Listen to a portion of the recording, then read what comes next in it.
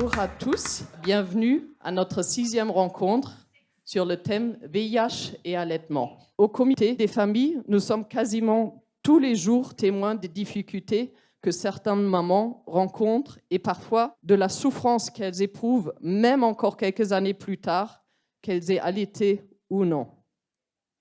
Mais le sujet est tabou. Dans les échanges avec l'équipe médicale, où la question se limite en général pendant la grossesse à l'annonce qu'il ne sera pas possible d'allaiter. Pendant ce temps-là, les mamans font comme elles peuvent, allaitent ou non leur bébé, ou font du mixte, souvent dans le plus grand secret, la peur et la culpabilité. En discutant avec des soignants du sujet, nous avons constaté que pour certains d'entre eux, également, c'est difficile, qu'ils vivent parfois mal de ne pas pouvoir mieux accompagner certains de leurs patientes. Nous souhaitons aujourd'hui que les difficultés rencontrées par les patientes, mais aussi les professionnels, soient exposées et débattues pour réfléchir ensemble comment améliorer l'accompagnement proposé aux patientes. Nous avons constaté que les recommandations et l'accompagnement des femmes vivant avec le VIH sur ce sujet avaient changé chez nos voisins. Nous sommes convaincus que lever le tabou et en parler est un premier pas important, mais qu'il sera important qu'il y ait une répercussion en termes de recommandations. Je vous souhaite un beau colloque. J'invite les intervenants de la première table ronde, Laurent Mandelbrot, Philippe Van de Peer, Pietro Vernazza et Annette Haberl, avec Pamela par Zoom. Je vais donner la parole au professeur Laurent Mandelbrot, qui va nous parler en tant que gynécologue obstétricien, mais surtout en charge des recommandations françaises. Bonjour à tous. Alors, le contexte aujourd'hui, c'est plus du tout celui d'il y a 20 ou 30 ans, puisque les traitements antirétroviraux, à défaut de guérir, permettent d'avoir une vie longue et en bonne santé, mais aussi d'éviter la transmission dans le couple et d'éviter la transmission de la mère à l'enfant. Et c'est pas l'éviter un petit peu, c'est l'éviter complètement, puisque c'est l'efficacité, si le traitement est pris au long cours avec un succès virologique, ça marche parfaitement bien. Alors, est-ce qu'il faudrait mettre aussi qu'on supprime la transmission de la mère à l'enfant pendant la grossesse et pendant l'allaitement ? Là, c'est un peu plus délicat. Les recommandations françaises. Si vous prenez le rapport Morla, c'est encore écrit noir sur blanc qu'en France, on déconseille l'allaitement parce qu'on n'est pas sûr qu'il y ait un risque zéro pendant l'allaitement. Alors, ces recommandations, elles ont été actualisées jusqu'en 2017. On est en 2021, bientôt 22. Donc, elles auraient dû être revues depuis longtemps. Ça n'a pas été le cas pour des tas de raisons qui m'échappent d'ailleurs. Aujourd'hui, la HAS a mis en place un groupe de travail pour faire des nouvelles recommandations. Donc, ils vont étudier toute la littérature. C'est ce que demande la HAS, de fond en comble, avant de prendre des recommandations. Alors, je voulais, d'un point de vue simplement factuel, rappeler que c'est très rare qu'il y ait des contre-indications à l'allaitement. Ni l'hépatite B, ni l'hépatite C ne sont des contre-indications. Donc, il y a très, très peu de contre-indications, même infectieuses. Et ça, c'est important. Pourquoi ? D'abord pour dire que c'est quand même énorme ce qu'on demande aux femmes. C'est-à-dire de dire n'allaitez pas parce que ça peut être dangereux pour votre bébé. C'est quand même quelque chose qui n'est pas banal, hein. Donc voilà, c'est quand même une situation tout à fait exceptionnelle. Il faut dire, est-ce que le VIH justifie cette exception ? Surtout au vu de tous les bénéfices pour l'enfant à court terme, à long terme, et pour la mère aussi, hein. Le paradoxe, c'est qu'on vit dans un monde global, et puis finalement, les recommandations ne sont pas les mêmes d'un pays à un autre. Surtout depuis 2010, celle de l'OMS, qui recommande, c'est pas qui déconseille pas, c'est qui recommande l'allaitement maternel exclusif pour toutes femmes vivant avec le VIH, toutes. Donc la question maintenant est tout à fait ouverte. Mais le principal élément, c'est de savoir est-ce que la charge virale maternelle est contrôlée, est-ce qu'il y a un succès virologique, et donc ça rejoint la question de la bonne prise du traitement. Bien prendre le traitement et d'avoir un succès virologique, c'est capital. Maintenant, il y a des études plus récentes qui montrent que chez les femmes qui ont une charge virale indétectable au long cours, il y a beaucoup moins de transmission, mais il y en a encore quelques cas qui sont décrits dans toutes ces cohortes. Donc on n'est pas encore au concept de risque zéro, mais méfiez-vous, parce que quand on dit risque zéro, c'est dans des conditions de prise parfaite de traitement. Peut-être que là, on serait dans les risques zéro. Je prends une cohorte où il y a 2 enfants sur 186 infectés, la mère n'a pas pris de traitement, l'autre, elle avait une charge virale élevée. Donc, dans la vraie vie, tout le monde n'a pas accès au traitement ou au traitement au long cours ou une prise optimale. Merci beaucoup pour cette présentation qui était très claire. Si Philippe Van de Peer veut bien prendre la suite en nous parlant de sa place de chercheur et de virologue. Je dois insister sur un point, c'est que toutes les données que je vais vous montrer là concernent des études et des observations qui ont été faites en Afrique. Et le contexte est évidemment pas obligatoirement traduit de la même manière quand on vit à Paris, à Orléans, à Montpellier. Donc, première observation, c'est qu'une maman infectée par le VIH qui allaite son enfant, en l'absence de prévention, on a environ 1,25% de risque de transmission par mois d'allaitement. Ce qui fait, pour un allaitement de 12 mois, un risque de l'ordre de 15%. Un enfant sur 6 va s'infecter si la maman n'est pas sous traitement, est infectée par le VIH et allaite son enfant. Un cas particulier très très important, c'est que quand l'infection est acquise par la maman après avoir donné naissance à l'enfant et alors que la maman est en train d'allaiter, le risque de transmission à l'enfant est très très important, de l'ordre de 30% dans les 3 mois qui suivent l'acquisition de l'infection par la maman au moment de l'allaitement. Si j'insiste là-dessus, c'est parce que c'est une situation qui est extrêmement fréquente là où le virus circule encore beaucoup, en particulier chez les jeunes femmes. C'est le cas en Afrique australe, par exemple. Alors, qu'est-ce qui se passe si la maman est sous traitement antirétroviral en Afrique, j'insiste bien? Eh bien, on a un risque résiduel de transmission qui est de 0,2% par mois d'allaitement, c'est-à-dire 2,4% par an. Alors, ces cas de transmission résiduelle sont pour la plupart dus à des périodes éventuellement courtes de non-contrôle de l'infection.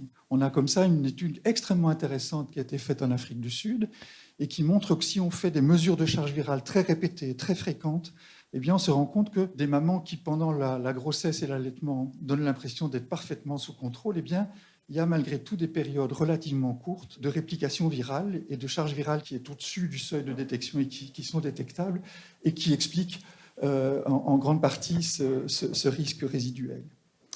En cas de prophylaxie qui est administrée à l'enfant exclusivement, ça n'a pu être fait qu'avant que le traitement soit recommandé de manière universelle chez toutes les femmes infectées par le VIH, eh bien on a un risque de transmission de l'ordre de 1,5%, voire moins. Et enfin, si on cumule le traitement antirétroviral maternel le plus précoce possible à la prophylaxie chez l'enfant, eh bien on a, je mets probablement, parce qu'on n'a pas encore des données très sérieuses là-dessus, bien inférieur à 1%. Alors, ce traitement antirétroviral maternel associé à une prophylaxie chez l'enfant qui est guidée par la mesure de la charge virale chez la maman, si elle devient détectable, on met l'enfant sous prophylaxie. Ce sont les nouvelles recommandations que l'OMS fait à l'ensemble de la communauté des femmes infectées dans le monde depuis le mois de mars de cette année, alors qu'on n'a pas encore ces données claires sur des essais. Alors en ce qui me concerne, on est en train de terminer un essai testant cette opportunité et d'après les premiers résultats que nous avons, on n'a pas de transmission dans le groupe qui bénéficie des 2 voies d'intervention. Donc ça me semble un message important. Alors quand on dit allaitement maternel, c'est bien sûr tel que l'OMS le recommande, c'est-à-dire un allaitement exclusif au sein pendant 6 mois, suivi de l'introduction d'un aliment de sevrage à partir du 6e mois. Alors vous voyez que j'ai mis un petit équilibre entre risque et bénéfice. C'est pas parce que le pan de la balance est horizontal que je considère qu'il y a autant de risques que de bénéfices, mais c'est simplement que chacune de ces stratégies possibles doit être vue un petit peu au cas par cas, un petit peu dans les contextes particuliers, pour savoir si le risque dépasse les bénéfices attendus. Donc ça, c'est simplement pour vous montrer un petit peu quelle a été l'évolution au niveau mondial de la transmission du VIH de la mère à l'enfant, et en particulier par l'allaitement, depuis la proposition de mise sous traitement des femmes infectées par le VIH en 2005.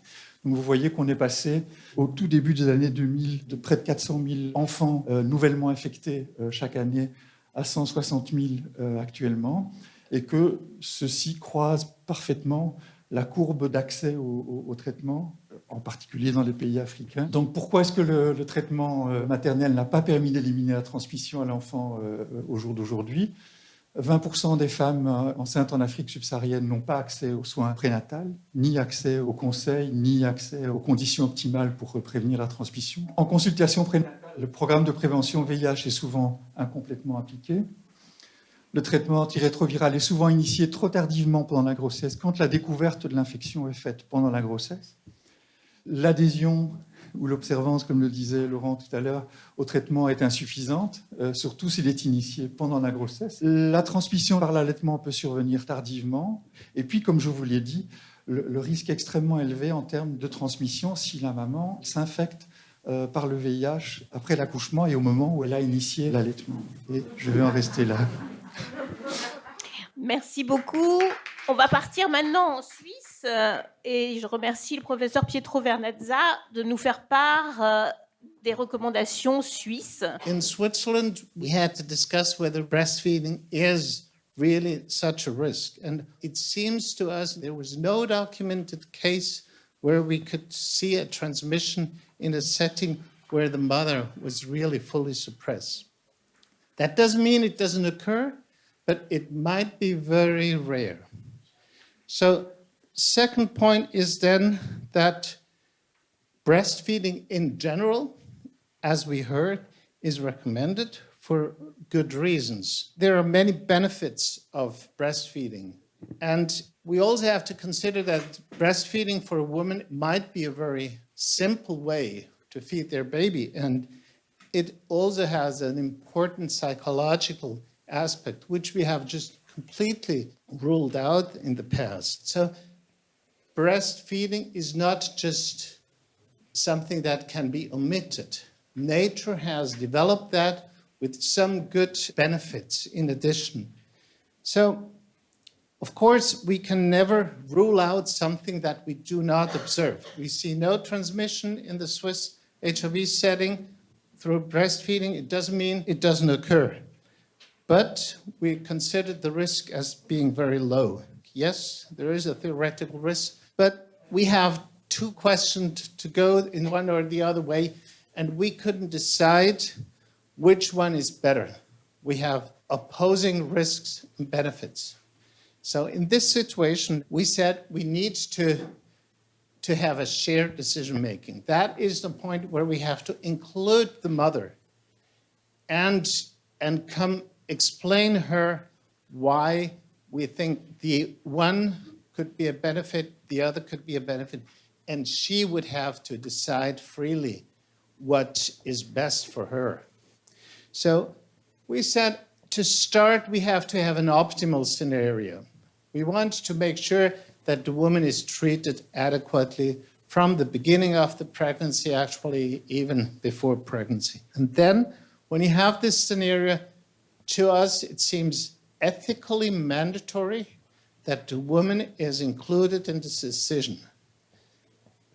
If she has a well-controlled treatment, that is the point where you cannot tell her what to do because we don't know which is better.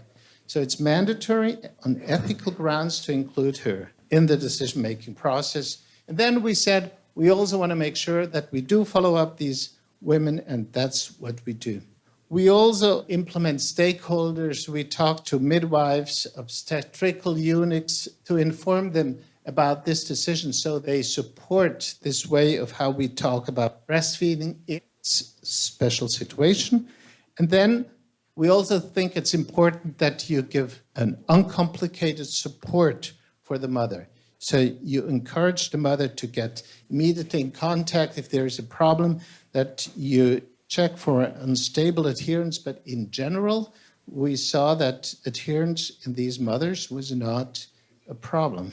I think it was about time to start with this shared decision-making. Thank you. Merci beaucoup de cette présentation synthétique. On va partir maintenant en Angleterre avec Pamela Morrison, cette fois-ci en visio, et qui est conseillère en lactation. So, why is breastfeeding important? It's safer for all babies in every single environment ever studied. Human milk provides human proteins, fats, and sugars, and all the nutrients that babies need. providing not only nutrition but also protection against allergy and infection. There are fewer childhood cancers, a lower risk of types 1 and 2 diabetes. There's lower rates of all diseases. Some of the advantages can only be provided by breastfeeding, and the protection against any disease is directly dependent on the exclusivity and the duration of breastfeeding, and HIV is no exception. In fact, it's even more important. There were at least a dozen research studies which showed that when mothers received sufficient antiretroviral therapy to achieve an undetectable viral load, and when they exclusively breastfed their babies, then transmission of HIV through breastfeeding was vanishingly small. This was very good news indeed. So when we have studies that characterize breastfeeding as risky, policymakers are still concerned, obviously. But if we look at the fine print in these studies, we often find that firstly, there was a problem with how the mother took her medications, which allowed her viral load to become elevated.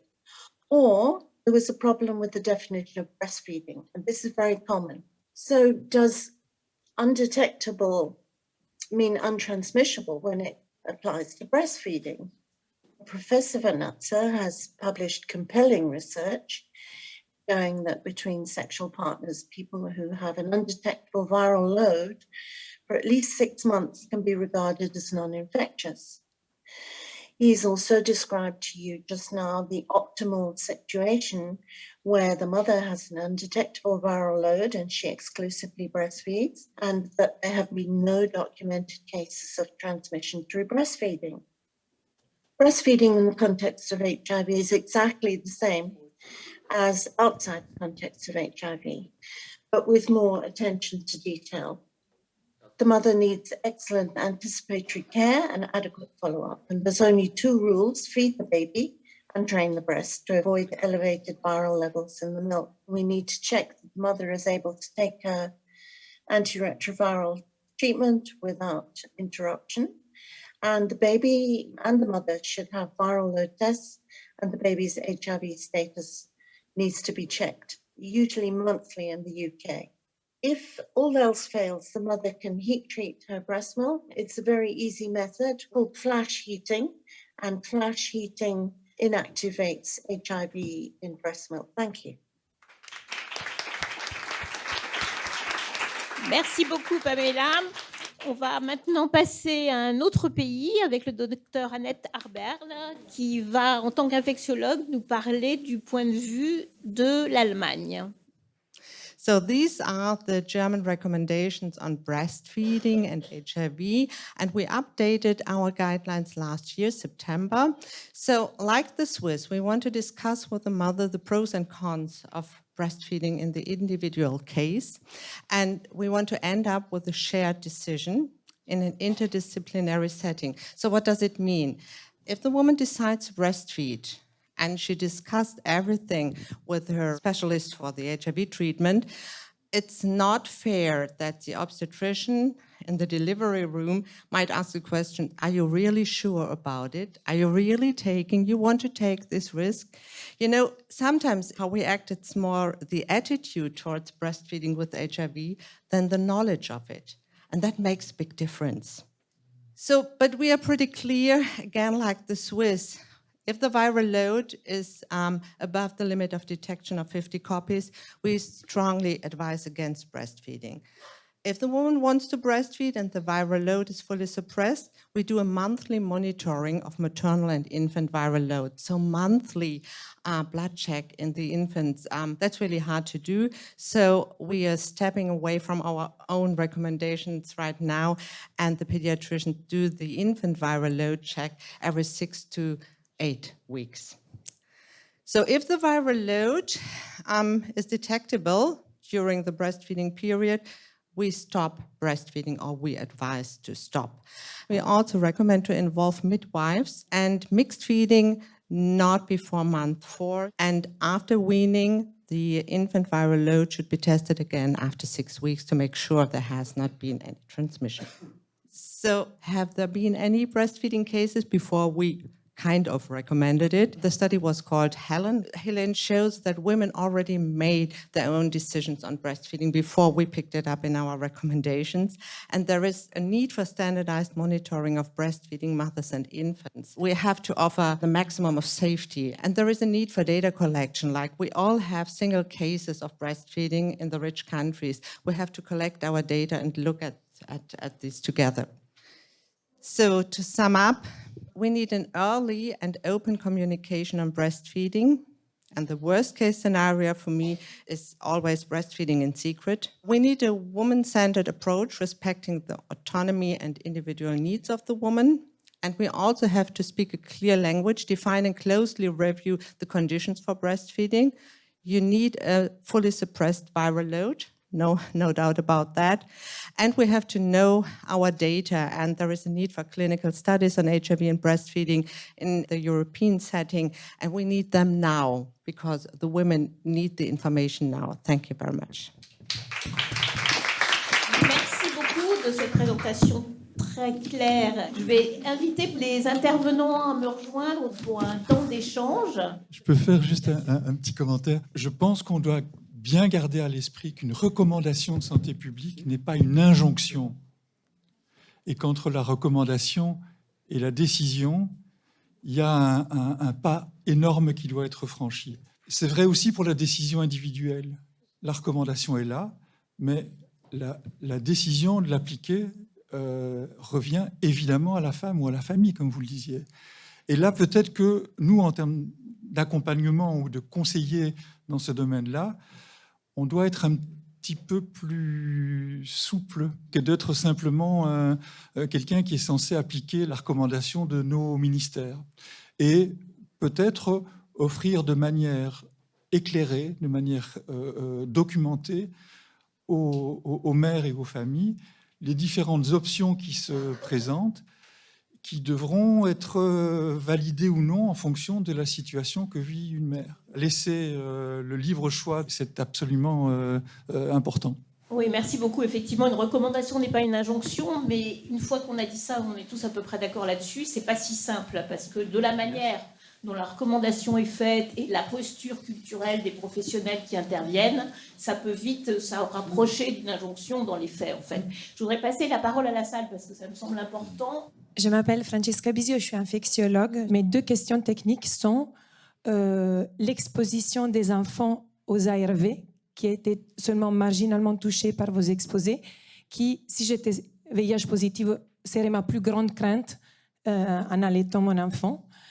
Et l'autre chose, le rôle de l'exclusivité qui a été touché par Pamela. I'm very happy you asked this about the role of the antiretrovirals in breast milk. And I'm so surprised that people are now so anxious about it, because for 10 years, you were recommending post-exposure prophylaxis, and you gave tenfold the dose antiretrovirals to the babies, and nobody was objective. And now we are discussing transmission of antiretrovirals through breast milk in a dose that is like 10 times lower than what you did in the past. And nobody was objecting. I mean, in one situation you said, oh, that's no problem. And now when there is a problem with when women dare to ask to breastfeed their, then there come the theoretical risk, oh, couldn't this antiretroviral be dangerous for the infant? So to me, this is a very strange situation. Merci. Je pense qu'il ne faut pas évincer du tout votre deuxième question sur l'allaitement mixte. Et si c'est plus risqué, ça pose quand même là aussi pas mal de problèmes aussi. Il y a un point d'information qui est vraiment important dans ce domaine-là. Les études qui ont démontré un risque augmenté de transmission en cas d'introduction précoce d'un aliment de sevrage, l'allaitement dit mixte. Donc on introduit un aliment autre que le lait maternel avant le délai fatidique de 6 mois qui détermine un allaitement exclusif. Ces études-là, elles précèdent l'introduction du traitement universel chez toutes les femmes infectées par le VIH. Et on a effectivement montré que introduire un aliment de sevrage, pratiquer un allaitement mixte, augmentait le risque de transmission à l'enfant par l'allaitement si on le compare à un allaitement exclusif au sein de 6 mois et introduction de l'aliment de sevrage ensuite. Donc ça, c'est une réalité en dehors de toute intervention de prévention, y compris du traitement maternel. Ça s'explique très simplement. L'introduction précoce d'un aliment de sevrage entraîne des mécanismes d'inflammation de la muqueuse digestive du nourrisson qui sont très propices au passage du virus si la muqueuse digestive du petit est exposée au VIH. Donc c'est parfaitement explicable. Par contre, l'introduction du traitement antirétroviral chez la maman, pendant la grossesse ou même avant ou pendant l'allaitement, pour une très très grande part, annule cet effet l'allaitement mixte, puisqu'on prévient la transmission de manière extrêmement efficace avec le traitement maternel. Donc ça veut dire que cette importance d'introduire ou ne pas introduire un aliment de sevrage avant 6 mois est beaucoup moins importante et devient même, je dirais, un peu futile quand la maman est sous traitement antirétroviral. Donc, en ce qui me concerne, le message serait encore une fois, recommandation n'est pas injonction. Si dans votre vie quotidienne, il est pour vous indispensable d'introduire un aliment de sevrage avant le délai fatidique de 6 mois, que vous ne pouvez pas faire autrement, ne culpabilisez pas. Si vous êtes sous traitement antirétroviral et que vous suivez votre traitement, ça ne va pas entraîner un risque accru d'infection à votre enfant. Est-ce qu'il y a d'autres questions dans la salle? Catherine Dolphus, pédiatre à Trousseau à Paris. Moi, j'ai une petite question sur le timing, parce qu'il y a charge virale indétectable depuis 6 mois qui avait été retenue comme critère pour la transmission sexuelle. Est-ce qu'au niveau de l'ARN libre dans le lait, on pourrait appliquer une cinétique analogue? Les recommandations de mars 2021, l'OMS, c'est on mesure la charge virale tous les 3 mois chez la maman. Si la charge virale devient détectable, on met l'enfant sous prophylaxie en plus de la thérapie maternelle. On met l'enfant sous prophylaxie jusqu'à indétectabilité de la charge. Donc si 3 mois plus tard, la maman est à nouveau indétectable, on arrête la prophylaxie. Si elle est encore détectable, on continue, etc. Ce délai de 3 mois, il est strictement arbitraire. Il n'y a personne qui peut dire si c'est le bon délai entre 2 prises. On a une étude, par exemple, en Afrique du Sud, sur un nombre très important de mères, qui montre que si on s'en tient à ce régime d'une charge virale tous les 3 mois, on a énormément de femmes qui sont indétectables tous les 3 mois et qui, jusqu'à 15% d'entre elles, qui, entre les 2 mesures de 3 mois, ont une période de quelques semaines pendant lesquelles elles étaient parfaitement détectables. Donc, on est dans l'arbitraire complet en ce qui concerne le choix du timing de la charge virale. Bonjour, je suis Julie Bottero, je suis infectiologue à Avicenne, donc en région parisienne. Vous dites qu'il ne faut pas être dans l'injonction, mais c'est ce qui est fait aujourd'hui en France. On est totalement à 100% dans l'injonction, quelles que soient nos volontés en tant qu'infectiologue de ne pas l'être. Dans les maternités, ils sont dans 100% dans l'injonction de ne pas allaiter. C'est une réalité, en tout cas, que moi j'ai vécue dans plusieurs maternités où j'ai eu à m'occuper des femmes séropositives. Merci, je vous propose d'arrêter là parce que dans la deuxième table ronde, avec les témoignages des patients, on aura l'occasion de revenir sur cette relation soignant-soigné. Quelle information et comment? Je vous remercie tous.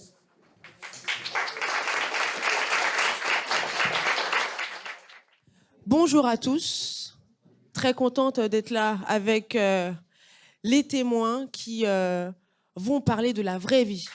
Alors, allaitement et VIH. Après la théorie, la pratique, vous allez entendre de très beaux témoignages. Alors, je vais commencer par Sarah. J'ai voulu allaiter mon enfant parce que je voulais prouver au monde que c'était possible. Parce que là où je viens, c'est vraiment une fatalité. Quand on ne te voit pas allaiter un enfant, c'est que tu as le VIH, tu vas mourir demain. Jusqu'à 6 mois, j'ai allaité sans eau ni autre chose que le lait maternel. Ça a été un challenge pour moi et je suis sûre que je l'ai réussi parce qu'aujourd'hui, ma fille est plus forte que jamais. Étant rarement malade, moi, j'ai choisi d'allaiter parce que je sais que le lait maternel est vraiment riche et du coup, je voulais allaiter. D'ailleurs, je veux allaiter tous mes enfants. C'était mon choix. Ok. Ensuite, je vais passer la parole à Thaïs. J'ai le VIH depuis 1993. Donc, dans les années 90, c'était, de toute façon, vous oubliez votre idée de maternité, là, c'est n'importe quoi. Et quand, en 2015, je suis tombée enceinte, le gynécologue qui me suivait à Saint-Antoine me dit, mais aujourd'hui, VIH ou pas, on peut avoir des enfants sans problème, c'est pareil. Et je me suis rendu compte qu'en France, c'était pas du tout pareil sur le plan de l'allaitement. Donc, je me suis renseignée, j'ai contacté la Leche League, le comité des familles, les associations pour avoir des renseignements, parce que trouver des recherches en français, quand on n'est pas médecin, c'est quasi impossible. Et puis, j'avais l'impression qu'en face de moi, j'étais face à un mur, c'est-à-dire que la sage-femme avec qui je discutais à l'hôpital, c'était niette, et puis on n'en parle pas, et puis même pas, on évoque le sujet. C'était non, les recommandations, c'est ça, mais oublié. J'ai quand même dû lutter, parce que du coup, j'avais pris la décision d'allaiter, d'une part parce que je sais les bienfaits du lait maternel, mais aussi j'étais en dépression, et je sais que ça réduit grandement la dépression postpartum, que ça aide au lien mère-enfant, et cet enfant qui était arrivé là accidentellement, d'un papa qui n'était pas là, est-ce que j'allais m'attacher? Donc tout ça a fait que j'avais pris cette décision. À partir de ce moment-là, où quand je me suis vraiment heurtée au corps médical qui était totalement fermé, c'est devenu un combat. Et du coup, je me suis accrochée à cette idée en disant, mais c'est pas possible, il faut qu'il y ait une discussion qui soit possible. J'ai 3 neurones, je peux réfléchir. Je trouvais qu'on m'infantilisait beaucoup. Voilà, je voulais faire entendre ma voix. Il y avait donc la pédiatre aussi qui me suivait, qui m'avait dit un truc assez étonnant, mais en même temps, qui m'avait donné le courage d'aller au bout. Je pense que c'était l'inverse qu'elle voulait faire, en me disant, vous avez peut-être raison, mais on le saura dans 10 ans. Et alors, je pense qu'elle voulait me dissuader. Et moi, au contraire, je me suis dit, si j'ai raison, mais même si on le sait dans le 10 ans, autant essayer de le démontrer aujourd'hui. Donc, j'ai eu la chance de rencontrer une conseillère en lactation que j'ai pu contacter de la maternité, parce que à la maternité, pour le coup, j'ai pas été ni accompagnée, ni conseillée. Déjà, j'avais des recommandations contradictoires. Il faut faire ci, non, il faut faire l'inverse, selon le personnel qui venait. Donc, c'était très déroutant. Après, ce que j'ai trouvé difficile, c'est que c'est pas si évident comme choix, parce qu'il y a toujours un doute qui plane, le doute de la transmission, le doute de la toxicité. Alors, mon fils, il a reçu une prophylaxie pendant 6 semaines, mais il y a quand même un doute qui plane. Et j'aurais voulu des examens plus réguliers. Alors, j'ai essayé de feinter pour avoir quand même des prises de sang 12. J'allais voir mon généraliste en disant, oui, il faudrait faire un petit bilan là, pour pas prendre trop de risques. Il y a un moment, j'étais plus très sûre, j'avais pas fait de bilan depuis un petit bout de temps. Je me suis dit, là, je vais tirer à l'été, je vais faire du flash pasteurisé parce que je suis pas sûre de moi. Là, je voudrais pas faire. Et parce que il y a des moments, j'avais des nuits où je dormais pas trop tranquille. Donc, je me suis dit, oui, en même temps, la pédiatre elle me dit des trucs, c'est pas faux non plus. Donc, du coup, voilà, ça n'a pas été toujours tranquille. Mais au final, je suis plutôt contente de l'avoir fait. Et puis, surtout, mon fils va bien aujourd'hui. Et ça, c'est quand même chouette.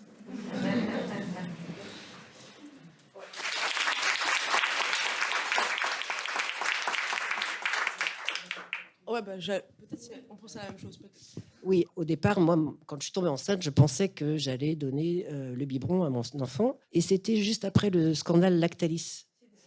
Voilà. Et c'est là où je me suis dit, mais en fait, le risque, il est nul nulle part. Donc, pile je perds, face je perds. Quoi.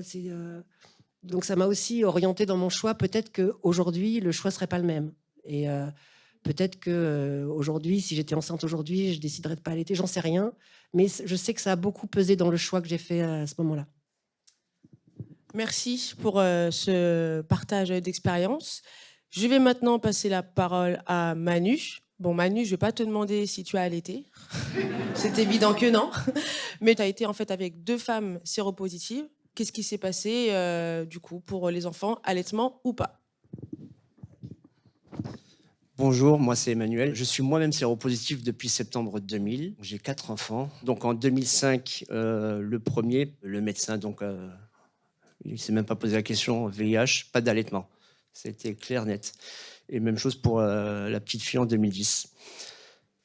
Ensuite, pour les 2 derniers, donc là c'était comme d'un accord avec la maman, on s'est dit qu'il n'y aurait pas d'allaitement, je pense par précaution pour l'enfant. Donc on a préféré ne pas allaiter les enfants. Quand tu dis que c'était niette l'allaitement, est-ce que c'est parce que c'est le médecin qui vous a dit non, c'est pas possible?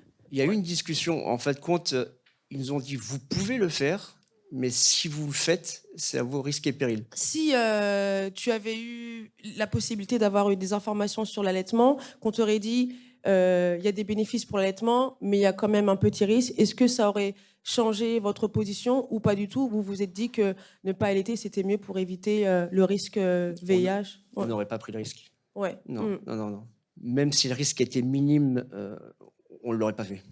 On l'aurait pas fait. Bah, merci pour ton partage. On va terminer cette séquence témoignage par Géraldine. Bonjour à tous.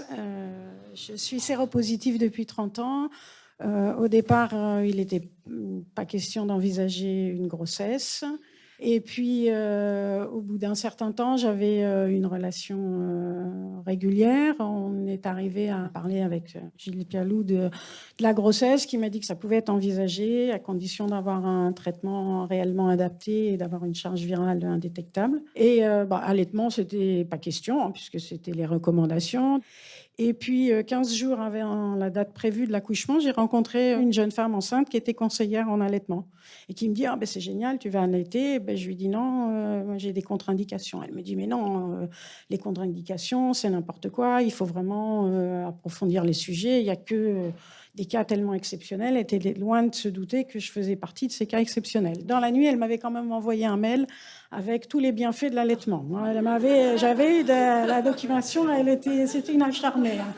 Donc, j'ai commencé à lire. Entre-temps, quand le lendemain, elle m'a appelé et que je lui ai expliqué mon cas, elle est tombée un peu des nues. Et elle m'a dit, écoute, je vais quand même te mettre en contact avec Léa Cohen, qui est une grande spécialiste de l'allaitement et qui a plein de recherches, qui a fait des formations. Donc, et Léa m'a fait passer des études qui avaient été faites notamment en Afrique du Sud sur le fait de tirer son lait et de faire une forme de stérilisation, enfin de le chauffer entre 56 et 60 degrés pendant 15 minutes. Donc j'ai lu les résultats de ces analyses. J'avais aussi une question par rapport au fait que je prenais un traitement et que est-ce que le fait que le bébé continue de prendre le traitement à travers le lait, ça aurait des incidences. Donc elle m'a fait passer des études qui avaient été faites au Canada sur les traitements médicamenteux à travers le lait maternel. Et puis bon, j'ai écumé tout ce ils ont balancé des infos. Il y en avait tellement qu'à un moment, j'étais persuadée que l'allaitement, c'était quand même hyper important. C'était donner énormément de chance à son enfant. Et que même si je devais stériliser le lait et tuer certains nutriments, certaines bactéries, il y en aurait toujours plus que dans un lait artificiel. Et donc là, j'ai cherché des moyens de comment pouvoir surveiller la température. J'ai fait des tests.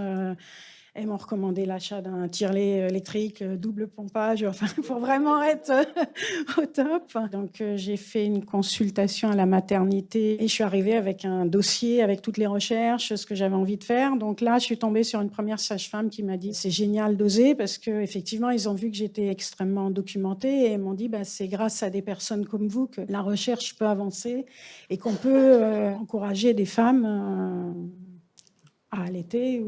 Moi, j'ai pensé, j'avais eu accès à tellement d'informations à l'espace de 15 jours que j'aurais culpabilisé de ne pas essayer. Parce que j'étais tellement persuadée des bienfaits, des avantages, que pour moi, je me devais au moins d'essayer. En plus, une des sages-femmes de la maternité m'avait dit qu'il y avait eu des études sur 6 mois d'allaitement exclusif où là, il y avait vraiment des bénéfices qui étaient reconnus. Après, aujourd'hui, encourager une femme séropositive, j'ai envie de dire que ça dépend de son état de santé, de sa motivation, de sa capacité physique, parce que ça peut être fatigant et que c'est pas évident. D'autant plus que j'ai pas eu l'occasion de réellement suivre des femmes séropositives qui ont eu des grossesses. Par contre, j'ai suivi des femmes en parfaite santé qui ont voulu allaiter et qui ont eu des échecs parce qu'elles n'étaient pas encouragées. Donc je pense que si on prend la décision, c'est très important d'être suivi, encouragé, d'avoir des contacts avec un vrai spécialiste de l'allaitement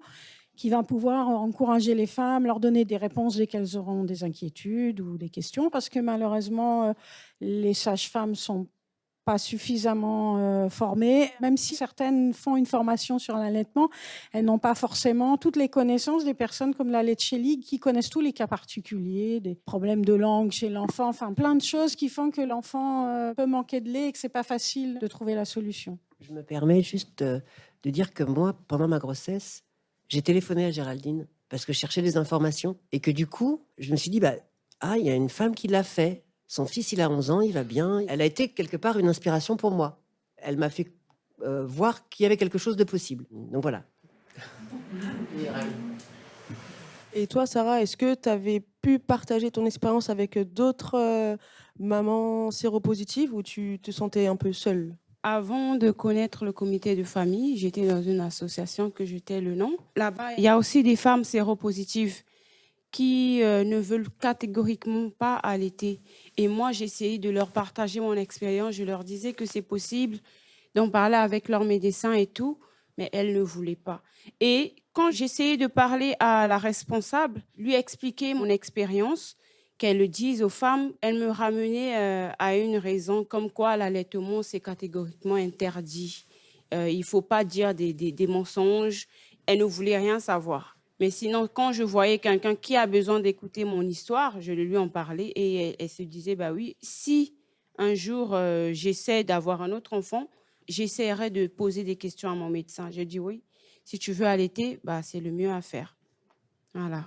C'est à nouveau Julie Bottero. Parfois, j'ai eu à accompagner des femmes dont je pensais qu'il n'y avait pas de risque pour elles parce qu'elles étaient indétectables depuis très longtemps. Je leur ai dit qu'à mon avis, elles pouvaient explorer l'option de l'allaitement. Finalement, à chaque fois que j'ai fait ça, elles ont choisi de ne pas allaiter parce qu'elles étaient inquiètes et stressées. Et on voit bien que le stress, dans tous vos témoignages, est quand même assez important. Donc, c'est pour ça qu'on a besoin de données. Et je réitère mon appel encore une fois à ce qu'on ait des données plus robustes pour pouvoir mieux rassurer ou au contraire mieux alerter encore. Et à l'inverse, moi je suis vraiment partisane du fait que les femmes et les personnes aient le choix. Mais je pense qu'il faut faire attention au risque inverse, qui est l'injonction extrême à l'allaitement. Et ça, c'est aussi extrêmement pénible. Donc je pense qu'il faut faire attention aux deux, quoi. Il faut vraiment respecter le choix de chacun, chacune. Mais sans être trop partisane de l'un ou l'autre. Il y a des avantages aux deux. Chacun, en fonction de son parcours de vie, peut faire un choix. Et il n'y a pas une solution qui s'avère être la meilleure pour tout le monde. Donc, il faut faire attention aussi à donner bien ce message-là, à mon avis. Je me posais la question par rapport à ce qu'on disait ce matin sur recommandations, c'est pas injonction, et l'autonomie, vraiment le choix de chaque personne. Et ces témoignages sur les sons de cloche qui sont tout le temps différents dans les maternités. Alors déjà, en dehors du VIH, on sait que c'est un problème qu'on rencontre dans les maternités, puisque d'abord, il y a un niveau de formation qui est inégal, et les gens sont plus ou moins fatigués, plus ou moins motivés, et il y a les catégories professionnelles entre les pédiatres, les sages-femmes, les auxiliaires de puériculture, qui n'ont pas toujours le même discours. Alors je me dis ça d'autant plus facilement qu'en tant que gynéco-obstétricien, généralement, c'est pas nous qui nous occupons de l'allaitement au quotidien, hein.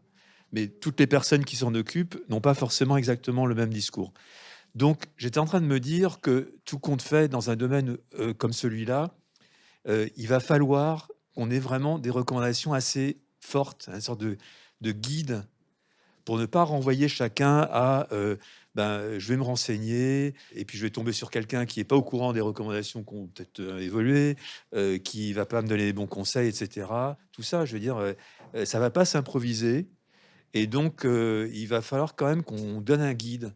Et il ne suffit pas de dire, voilà, on ouvre la possibilité de l'allaitement. Il va faire vraiment un travail assez approfondi, je pense.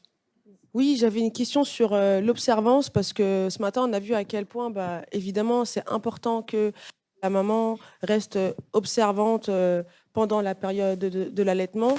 Est-ce que vous, ça vous a motivé pour bien prendre votre traitement? Alors moi, dès lors où le médecin m'a dit qu'il n'y aura pas de problème, il suffit juste de bien prendre tes médicaments et tout. Avant, je décalais les heures, mais dès lors où il m'a dit ça, j'ai commencé à prendre 8h, 20h. Je ne passais pas une minute. Je ne passais pas une minute jusqu'à ce que l'enfant ait ses 9 mois. Je prenais à 8h, 9h. Je ne voulais même pas dépasser une minute.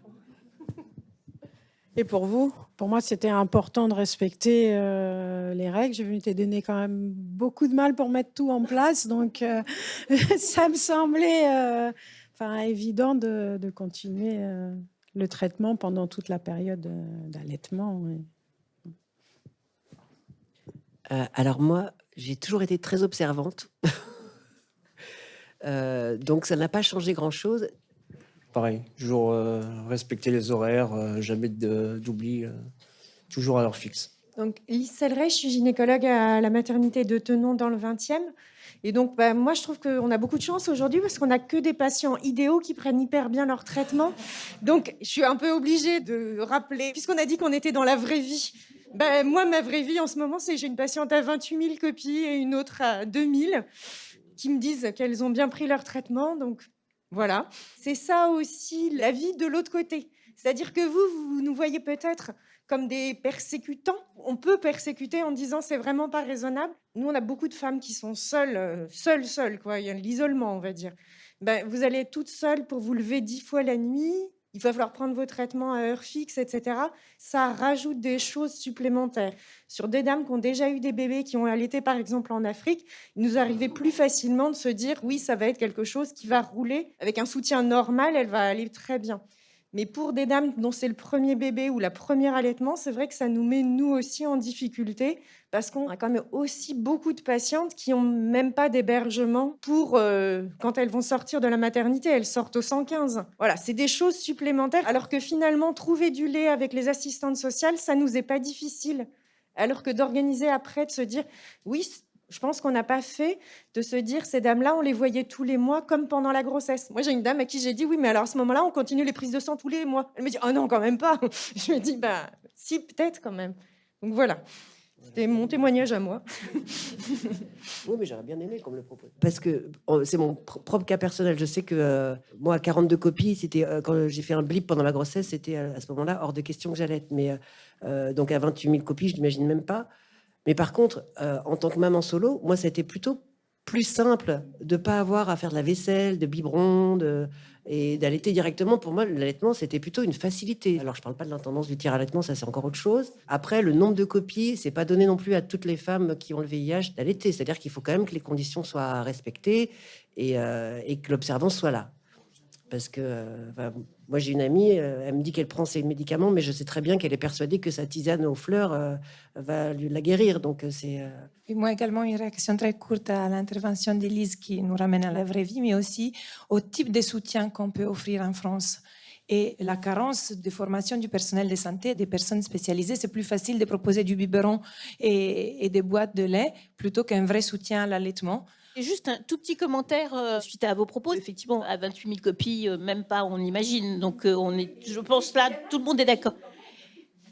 Mais par contre, c'est un autre sujet, la décision partagée. Comment la décision est prise et qu'est-ce qu'on dit à la femme pour la prendre vraiment partie prenante au même niveau, je vais dire, que le grand professeur. C'est deux sujets différents, je pense. Merci à toutes et merci à toi aussi, Manu.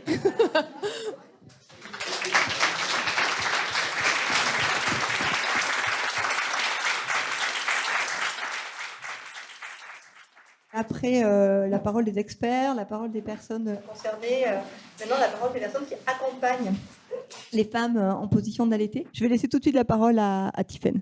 Merci. Donc, je suis infirmière à l'association Décidement un mouton. Durant ma formation, on m'a très vite dit que les femmes qui ont le VIH ont un risque de transmission, donc ne peuvent pas allaiter. Et point. Je n'ai pas entendu parler de notion de charge virale indétectable ou de PrEP. Il y avait a priori pas le lieu de s'attarder sur tout ça. J'ai voulu mieux comprendre les raisons de cette recommandation et là j'ai eu comme réponse un principe de précaution, donc pas d'allaitement. Point encore. Et il faut savoir que là pour la future mère c'est un choc et du coup c'est un moment qu'il ne faut surtout pas banaliser au moment où on dit à la personne qu'elle ne peut pas allaiter. Moi aujourd'hui je suis pas en mesure de donner des chiffres concernant le risque de contamination. On l'a encore vu ce matin, il y a des choses très différentes. Et si une mère me dit est-ce que si mon enfant prend la goutte de lait qui perle, est-ce qu'il y a un risque? Si je lui réponds non, alors à partir de combien il y a un risque? C'est difficile de se positionner en tant que soignant. Donc c'est vrai que je me suis sentie assez seule et démunie face aux mères. Et je constate donc qu'il n'y a pas vraiment d'accompagnement des soignants dans ce domaine. Je voudrais quand même profiter de ces questionnements pour voir si on peut un jour envisager de faire un lieu dédié, un service de référence sur l'allaitement et le VIH qui pourrait permettre aux femmes d'être accompagnées correctement par des soignants eux-mêmes soutenus par l'HAS, par une équipe qui serait vraiment formée pour ça, avec les valeurs aussi d'éducation thérapeutique patient, où la femme est vraiment prise dans la décision collégiale. Et ça pourrait aussi, pourquoi pas, être un lieu qui pourrait être utilisé pour faire de la recherche. Mon dernier mot va surtout aux mères et aux futures mères. Sachez que voilà, moi, je vous soutiens dans votre demande de faire avancer les recommandations. Continuez à demander des explications. Vous avez le droit à l'information, alors utilisez-le.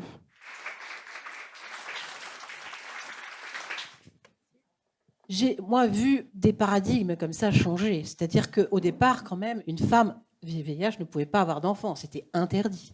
Et puis finalement, on y est venu. Et puis, on a trouvé ça normal. Et puis ensuite, on ne pouvait pas avoir de rapport sans préservatif, parce que c'était un crime. Et c'était d'ailleurs criminalisé. Là, 10 ans plus tard, enfin un peu plus d'ailleurs maintenant, ça nous paraît tous normal. Même si il y a encore quand même pas mal de gens dans la société qui ne l'ont pas encore intégré. Mais nous, on l'a complètement intégré. Et on est complètement tranquille avec ça. Et donc là, je me dis que, avec mon optimisme habituel, pour les gens qui me connaissent, on est là-dedans, quoi. Hein. Et donc, on est en train de continuer à discuter. Donc, il y a encore des petites choses au niveau virologique. Oui, les cellules infectées, nanana. Mais globalement, on va y arriver. Donc, il faut qu'on s'y prépare. Et donc, on n'aura pas des recommandations très claires pour permettre à tous les soignants et les patientes et patients d'évoluer. Eh bien, ça ne va pas marcher. Même si vous avez des gens très pour, très contre, chacun va se trouver face à un moment, à un contradicteur, qui soit pour ou qui soit contre. Et du coup, notamment dans une équipe, ça ne marche pas. Quand on a commencé à parler du TASP, moi, je parlais ça en tant que médecin, et les infirmières qui font avec moi de l'éducation thérapeutique m'ont dit, attends, Anne, c'est pas possible, là, il va falloir qu'on se réunisse et qu'on dise qu'est-ce qu'on dit aux gens. Parce que si on ne dit pas tous la même chose, ça ne marchera pas. Et donc là, c'est exactement la même chose. Si tant est qu'on avance dans ce sujet, il faudra l'avancer tous ensemble. Et donc, je pense qu'il faut effectivement discuter avec les gens, les femmes, les couples, éventuellement les familles, mais aussi avec nous tous entre soignants pour faire avancer cette cause sur l'allaitement. Merci beaucoup. Bienvenue Antigone. Je laisse la parole à Léa Cohen. Les mères veulent toujours faire le mieux pour leurs enfants. Toujours. Et il y a un principe qui s'appelle le principe de Syracuse, qui était l'OMS qui a réécrit ça en 2002, c'est assez ancien. Il faut présumer que la mère est plus compétente que l'État pour faire des décisions concernant la santé de son enfant. Ce qui est très important, qui a été dit plusieurs fois aujourd'hui, le choix fait par la mère doit être un choix informé, et vraiment informé, qui malheureusement n'est pas le cas. Merci Léa. Et notre dernière intervenante, Antigone. Alors, grâce à vous aujourd'hui et grâce à cette journée de réflexion, je me suis rendu compte que je n'avais pas réfléchi le sujet avec mes collègues à la hauteur des besoins. Je me suis rendu compte qu'en mes 6 ans donc, en service infectieux, nous n'avions jamais parlé du sujet. Voilà. Ce qui fait qu'on reste quand même encore avec quelque chose qui ressemble à un tabou. Tabou ne serait peut-être pas le terme le plus approprié.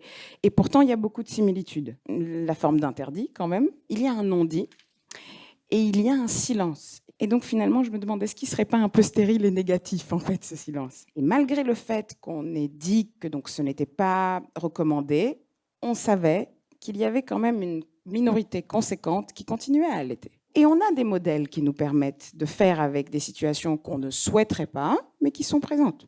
Le modèle de la réduction des risques, par exemple. Malgré tout, ça permet d'accompagner un comportement, une situation, sans nécessairement avoir besoin d'effacer en fait ce comportement. Donc du coup, ce qui me semble quand même le plus important, c'est de pouvoir proposer un espace justement qui permette à la personne d'exprimer son désir ou son besoin, de faire, de ne pas faire, de comment faire, à travers un dialogue ouvert. Léa a terminé sur cette question de décision informée. Oui, la décision finale, c'est la personne qui va la prendre puisqu'elle va de toute façon faire la chose en cachette. Et ce n'est pas souhaitable. Donc, comment en arriver justement à avoir une approche pour qu'il y ait une décision éclairée? Et nous, après, en tant que soignants, accompagner cette décision. Et j'ai l'impression que l'accompagnement de la femme vivant avec le VIH, souhaitant allaiter ou pas, est encore une question entre deux personnes. Souvent le médecin, ou en tout cas un professionnel médical ou paramédical, et pas tellement l'affaire d'une équipe interdisciplinaire qui accompagne une personne. J'ai vraiment besoin aussi, en tant que professionnel, d'avoir cet échange aussi. Alors, quand vous ouvrez le sujet, est-ce que vous voulez allaiter, qu'est-ce que vous faites après? Est-ce que vous avez les outils pour assurer la fin de la conversation? Moi, ça va être assez rapide. À partir du moment où elles entendent le mot risque, je n'ai pas une qui a choisi de vouloir allaiter. Ça fait trop peur. Par contre, elles veulent en parler, elles voudraient qu'on puisse leur autoriser parce qu'elles veulent allaiter. Donc, s'il n'y avait pas eu la question du virus, il y aurait eu un allaitement. Donc, voilà. Je pense qu'on aurait dû présenter aux femmes concernées par le VIH qui sont dans le désir d'enfant ou bien qui vont faire des enfants que voilà la possibilité que vous avez. Ça permet à la personne de faire un choix parce que vous savez, il y en a qui ne parlent pas, il y en a qui peuvent désirer mais qui ne parlent pas. Donc, s'il faut attendre toujours que c'est la personne qui évoque le sujet avec le médecin, il y en a qui n'auront pas la possibilité, le courage d'évoquer le sujet. Oui, Eva Sommerlath, comité des familles. Comme disait Tiffaine, dès que je dis risque, c'est fini, ça s'arrête là. Parce que oui, le souhait, c'est de faire ce qui est le mieux pour le bébé. Et si les mots donnés sont le risque zéro n'existe pas, éventuellement 0,2% par mois d'allaitement, avec une bonne observance peut-être un peu moins, mais c'est le risque, on n'entend que le risque en fait. On entend que peut-être tu es en train de prendre un choix qui va faire que ton enfant sera contaminé. Donc, quelque part, en fait, première étape, c'est que dans une situation optimale, c'est un choix raisonnable. Je pense que c'est les soignants qui doivent en être, enfin, je dis soignants, je parle de pédiatres, de gynécologues, d'infectiologues, de sages-femmes, globalement, doivent en être déjà convaincus. Sinon, ça ne changera pas grand-chose si ce vocabulaire n'est pas bien réfléchi. Oui, je confirme, le choix des mots est très important et peut faire la différence. Il faut en être convaincu, mais je réitère, il faut être soutenu. En tant que soignante dans une association, il faut que je puisse me sentir aussi derrière soutenue par le médecin infectiologue qui accompagne la femme, puisque les femmes que j'accompagne, elles ont différents médecins, donc c'est différents hôpitaux, donc c'est à chaque fois des personnes différentes à qui potentiellement, si je réoriente la femme vers son infectiologue en lui disant là, on en a discuté toutes les deux et reparlez-en avec votre infectiologue, reparlez-en avec votre gynécologue. À chaque fois, ça va être des discours aussi différents, comme c'était dit tout à l'heure. C'est qu'il y a un moment où on a chacun son positionnement, son vocabulaire aussi, son choix de mots, mais les recommandations, c'est une base commune et solide sur laquelle il faut aussi qu'on parte. Tous. Et en fait, au Royaume-Uni, ils les ont, leurs 10 recommandations pour si vraiment vous devez allaiter, dame avec le VIH, alors voilà comment il faut faire. Déjà, vous venez vous discuter avec nous. Ce sont des brochures aussi. Ce n'est pas des articles scientifiques bien gardés. C'est vraiment une information disponible où on encourage largement les personnes à discuter. Moi, je veux vous rappeler de ce qui a été dit ce matin par le professeur Vernaza, que l'allaitement était recommandé en Suisse et que le risque de transmission à l'enfant via l'allaitement est très, très bas. Les avantages pour la santé d'un enfant, grâce à les 3000 molécules dans le lait, toutes les choses qui vont aider l'enfant pour le reste de sa vie, sont rarement prises en compte dans cette balance. C'est un peu comme l'équivalence de lait artificiel et le lait maternel, que c'est équivalent. Non, ce n'est pas équivalent. Il y a un énorme risque de ne pas allaiter. Les statistiques sont très claires là-dessus. Non, je voulais juste réagir à ce que je venais d'entendre. Il faut commencer par dire quelles sont les femmes dans le contexte du VIH pour qui il est considéré qu'on peut proposer un allaitement maternel. Le scénario optimal sont des femmes qui ont une charge virale indétectable pendant toute la grossesse. Il faut faire attention de ne pas oublier que scénario optimal n'est pas scénario général. Effectivement, c'est ça qui me semble des pistes pour avancer, parce que l'idée, c'est quand même d'avancer.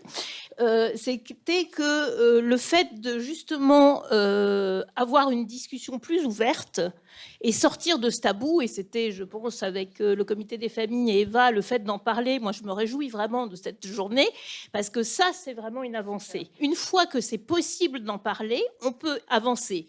Et donc poser la question de l'accompagnement et éventuellement d'avoir des guides et des recommandations pour accompagner mieux et les professionnels et les femmes en fonction des cas, sans parler d'une stratégie offensive tous azimuts, évidemment. Juste, je crois que dans tout ce qu'on doit mettre en place, il ne faut pas complètement gommer le bénéfice-risque. J'ai entendu tout à l'heure, il y en a un petit peu marre, on nous parle tout le temps de bénéfice-risque, mais quelqu'un a dit tout à l'heure qu'il s'était senti infantilisé dans sa prise en charge. Et si on dit vraiment de responsabiliser les gens et de discuter, il y aura toujours un peu de bénéfice-risque. Il y aura toujours un choix à faire. Il ne faut pas le rendre archi compliqué, archi stressant, outre mesure. Mais il y aura quand même toujours ça c'est légitime. Et il faut s'habituer à ça. Il faut que les médecins s'y habituent, que les soignants s'y habituent et que les patients s'y habituent, quoi. Le discours paternaliste qui dit on sait ce qui est bon pour vous, il ne faut pas le retourner à 180 degrés par rapport à ce que c'est aujourd'hui et le retourner complètement dans l'autre sens non plus. Il y aura toujours cette discussion. Oui, moi je voulais juste faire une petite réflexion parce que dans cette table ronde, j'entends plusieurs fois que l'enfant soit malade, transmettre la maladie. On n'est pas des malades, on vit avec le VIH, mais on n'est pas malade. Je voulais juste faire ce petit glissement lexical depuis ce matin. Voilà, on est juste porteur du VIH. Ce qui me semble important là, et qu'on a vécu de la même façon avec le TASP, c'est que les personnes ne se sentent plus comme des bombes humaines, hein, de bombes qui va exploser à la figure de l'autre. Donc je pense que cette normalité qu'on pourrait donner à l'allaitement ou à la possibilité d'allaiter pourrait être quelque chose dans un choix éclairé, etc. Et avec toutes les considérations qu'on a dit d'optimisation, mais de dire, voilà, j'ai le droit, comme tout à chacun, tout à chacune plutôt, d'allaiter, ou non, mais j'ai le droit de faire ce que j'ai envie de faire le mieux pour mon enfant, sans avoir cette épée de Damoclès au-dessus de la tête. Oui, moi je voulais réagir avec Antigone. Le travailler ensemble, c'est pas si facile parce que qui discute de l'allaitement, c'est des gens qui ont des cultures différentes. C'est des pédiatres, des gynéco-obstétriciens et des infectiologues. Et en fait, nous, infectiologues, peut-être que on est plus facile à convaincre sur ce sujet, mais on ne doit pas que parler entre nous. L'idée, c'est d'aller au-delà de nos services. Et c'est souvent là que ça coince. Et moi, j'ai bien vu, dans la maternité où j'ai travaillé préalablement, moi, je pouvais avoir des positions, mais qui n'étaient pas du tout suivies par mes gynécologues et par les pédiatres. Du coup, moi, je trouve que la proposition de Tiffaine Liagre, je crois, elle est vraiment très chouette, quoi. C'est se dire, on fait un pôle de référence. Il y a quelques-uns d'entre nous qui s'unissent pour travailler cette question d'être un peu proactif et leader peut-être sur le sujet. Oui, c'est vrai qu'on en a besoin aujourd'hui parce que si on laisse faire comme ça, on ne fait pas avancer suffisamment les choses. Donc là, c'est vraiment très, très bien que le comité organise ce colloque et peut-être que petit à petit, on va monter ce pôle de référence qui va permettre de répondre aux questions. Merci beaucoup. Je crois qu'on a fait le tour.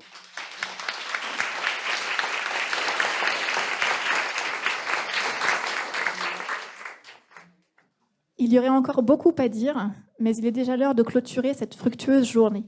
Quand j'ai eu ma fille en 2011, il y a un peu plus de 10 ans maintenant, les médecins à l'époque m'avaient conseillé de ne pas allaiter, que le lait maternisé était plus sûr. Ce n'était même pas un sujet, c'était comme ça, et puis c'était tout. Je m'étais arrêtée là, sans chercher à comprendre le pourquoi du comment. J'étais déjà très heureuse de pouvoir faire un enfant naturellement, sans infecter ni mon bébé ni mon partenaire. Et je ne tenais pas particulièrement à allaiter. Et par ailleurs, j'étais très contente que le papa de ma fille puisse aussi se réveiller la nuit et donner le biberon, ce qui me soulageait pas mal. Maintenant que j'ai vu les infos aujourd'hui avec Pamela Morrison notamment et Léa Cohen, je regrette peut-être un peu cette décision, mais c'est déjà bien trop tard. Le sujet tabou de l'allaitement par les femmes séropositives ne doit plus, à partir d'aujourd'hui, le rester. Bien sûr, chaque cas est différent, chaque femme est différente, chaque suivi est différent. L'allaitement ne convient peut-être pas à chacune d'entre nous. Mais on a le droit d'en parler et de se poser la question. S'il y a une chose que je retiens de cette journée, c'est la nécessité de poser un cadre, d'avoir des recommandations claires et de définir s'il est possible d'allaiter ou non, à quelles conditions, avec quel suivi.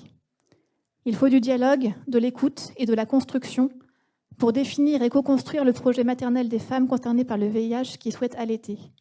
Nous espérons que cette 6e rencontre aura au moins permis cela, dans la lignée de toutes les rencontres organisées par le comité des familles. Lors de la 4e rencontre des parents et futurs parents concernés par le VIH organisée en 2009, nous avions osé mettre sur la table l'avis suisse du professeur Hirschel. C'était un pavé dans la mare à l'époque. Nous étions les premiers, à partir des données scientifiques et des expériences vécues par les familles du comité, à clamer haut et fort qu'une personne séropositive avec une charge virale indétectable depuis plus de 6 mois, observante et sans MST par ailleurs, n'infectait pas son partenaire. Tout le monde autour de nous était encore frileux. Mais c'était une nouvelle primordiale pour les couples, et notamment ceux désireux de fonder une famille. Aujourd'hui, et plus de 10 ans après, l'information circule partout. Quelle avancée pour tous, et particulièrement pour les personnes concernées. Le sujet de la guérison nous paraît encore loin aujourd'hui, mais toutes ces rencontres nous remplissent d'espoir.